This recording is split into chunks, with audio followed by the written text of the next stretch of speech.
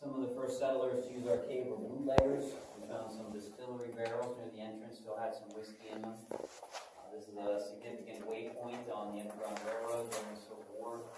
And a great hideout too for bandits and thieves, highwaymen in the 1800s who were trying to avoid the law or the military. Those guys would hide out here for weeks or months at a time and never be spotted.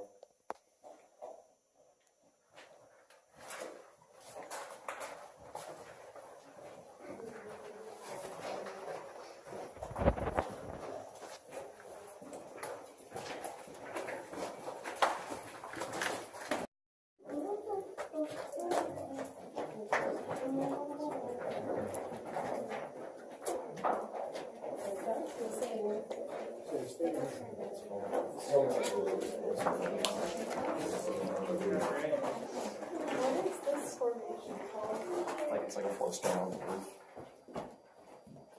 These are still stalactites. It's really big and it's really white because we're only a few inches under the surface here. When it rains, it just pours in this room. So this stuff is growing really fast. That's why it's so big. And it's really white because the water is always cleaning itself. This is the true color of a cave formation. Down below, these look more gray or brown because they're not growing so fast and we have dust and clay attaching to them. Makes them look a little bit more brown, but this is what they should look like. This case is 1/3 of all the artifacts they found inside the cave. We gave 1/3 to Carnegie Mellon, 1/3 to the Smithsonian, and these are all the things that they decided to keep. Now, it's important to mention right off the bat that just because we found it here doesn't mean it was made or even used here. I'm not even close to a geologist, but even I can tell a lot of these are made out of rocks and minerals that shouldn't be in Pennsylvania. Some of these rocks are only found in the American Southwest or in the Everglades. Most of them were traded. So some of these things were traded hundreds of times across thousands of miles before they wound up here. There's lots to see, but I'll point out a couple of my favorites. The Iroquois did have currency. Their money is called wampum. This is wampum here on the top left. It looks like bracelets. It's made out of seashells. And the more purple it has in it, the more value it's worth. There's a bone flute here. It's probably my favorite piece of the collection. I think that's turkey bone, but I'm not sure. Some type of bird. This is a shot glass. A couple pipes here in the middle. Tomahawk heads on the bottom right. These are axes, weapons, tools. It's below the arrow, typically a knife point or a spearhead. If it's above the arrow, that's the size of what an arrow tip would have been. What's the little idol for? This guy? Yeah. His name is Masinqua. It's kind of our mascot here. I painted him on the cave door. He was on some t-shirts. He was a hunting god of the very first Indians that used our cave. And that statue would have been tied up around the village in hopes that he would bring in deer and animals for them to shoot. Masinqua was also in charge of rescuing children who got lost in the woods. So there's lots of stories about him.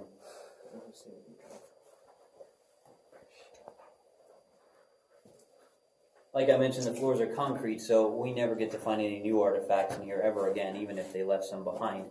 But down by the stream there, Spruce Creek, kids and fishermen, they still find 2 or 3 every year and bring them up to show us.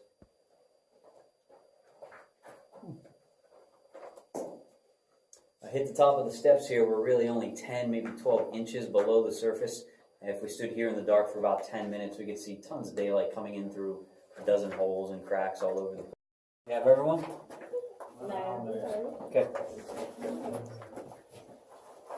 Now this room is called the Grotto. The Indians were in the council room right next door having parties and celebrations.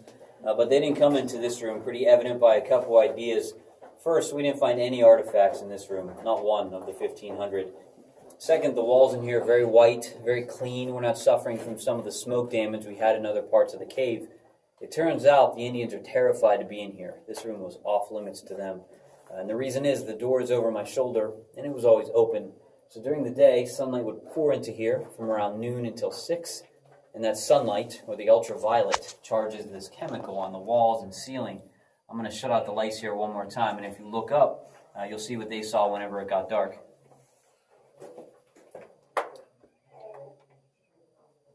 Hey guys, I'm gonna shut the lights out.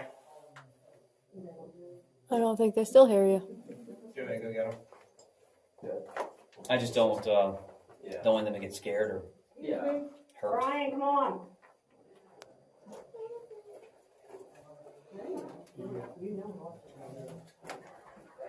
Blech.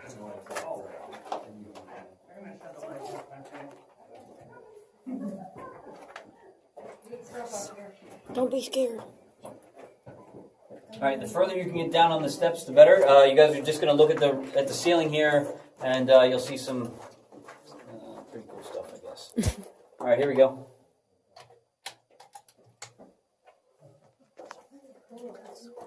Now, being very spiritual, the Indians thought these were eyes or ghosts looking down on them. They couldn't explain it, so they didn't want to have anything to do with this room.